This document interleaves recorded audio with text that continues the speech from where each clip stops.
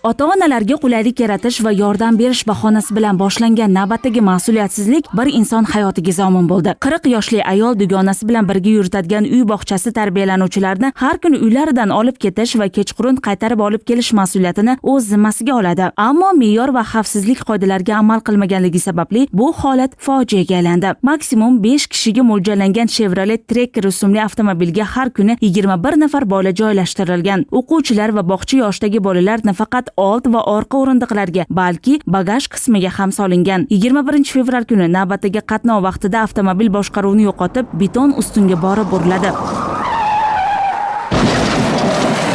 Natijada 6 yoshli bola vafot etadi. Bir nafar bola og'ir, o'rta, yana 6 nafar esa yengil tan jarohati oladi. Sud jarayonida ota-onalarning o'zlari ayolga nisbatan da'vosi yo'qligini va bolalarni bunday shaklda tashishga ilgari ruxsat berishganini ta'kidlashgan. Sud ayblanuvchining ikkinchi guruh nogironligi borligi, 3 nafar farzandini yolg'iz tarbiyalayotgani va qaramog'ida 3 yoshgacha bo'lgan chaqaloq borligini inobatga olib hukm chiqardi. O'zbekiston Respublikasi Jinoyat kodeksining 266-moddasi ikkinchi qismida nazarda tutilgan jinoyatlarni sodir qilganlikda aybli deb topilsin.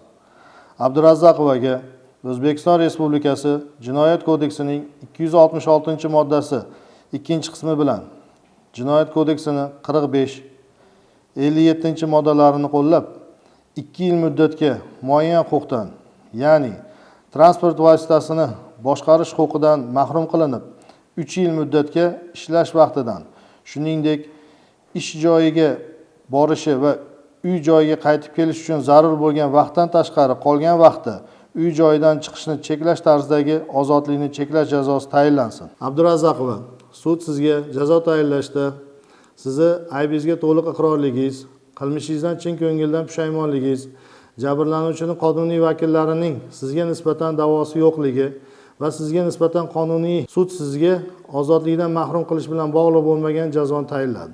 Qonuniy hukm o'z kuchiga kirdi, biroq inson hayoti qaytib kelmaydi. Bu hodisa jamiyatimiz uchun yana bir bor ogohlik qo'ng'irog'i bo'lishi shart. Gulzira Rustamova, Nasiba Turjonov, Zamon informatsion dasturi uchun.